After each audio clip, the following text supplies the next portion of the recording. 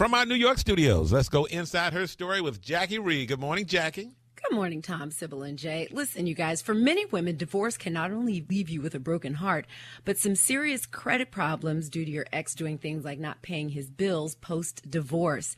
I met a woman who told me it took her more than 7 years to fix her credit after her divorce.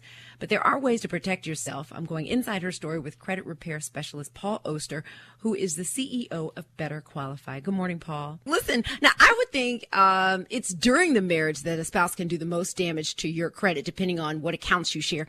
But don't you and your credit reports kind of go separate ways after the divorce? I mean, how can an ex still do damage after the divorce papers are signed? Unfortunately, if a couple gets to the point where they're actually getting a divorce, both spouses, and oftentimes the woman for sure, needs to realize that a divorce decree does not supersede the original creditor agreement. Probably the most important thing that folks are going to take away from today's show.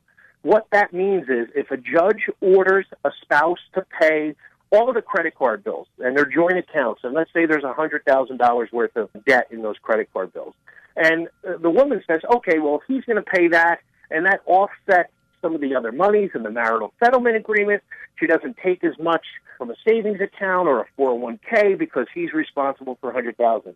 If he does not pay, she is ultimately responsible in the eyes of the creditor.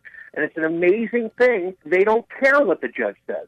If you have joint accounts, it is imperative that they get closed immediately, they get separated, and they get paid. You cannot take his word for it. Obviously, if you're going through a divorce, there were problems already. We see the damage every single day, and I listen to women pouring their hearts out, but the judge said. And it's an amazing thing to me that more people do not realize that. Now, is it mostly women that you hear from in these types of situations? Because a lot of women still let their husbands handle the finances and really don't get involved in that. Do you still see that happening?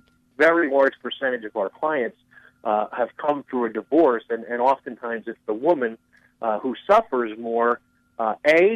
Maybe she only has the joint accounts with her husband, and her husband may have other individual accounts. And once the divorce goes through and those accounts get closed or they go into default, now it's a tremendous undertaking to try and reestablish the credit, settle the debt, and move forward in her individual credit life. This may sound crazy, but what happens to the credit if the couple decides to get back together? Then they would both be responsible at that point in time. It won't get any better. No. It doesn't. It doesn't have any effect. The marital status has no effect on credit, other than the fact that you may have joint accounts, together. So I speak all the time in front of groups, and I just tell them, congratulations, you're moving forward. You're going to get married, but you don't have to be married with credit. You can get the same credit cards, just get individual accounts, and you can pay those accounts out of a joint bank account.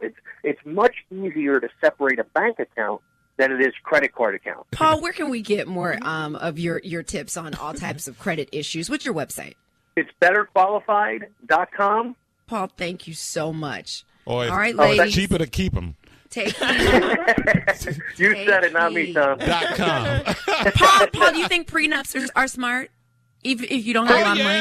Yeah, I can answer that one. No, but do you have to be rich and famous to have a prenup? No, and prenups are smart, but again, they don't supersede original agreement, and it's almost a separate issue to deal with. A prenup will not protect you against credit card default.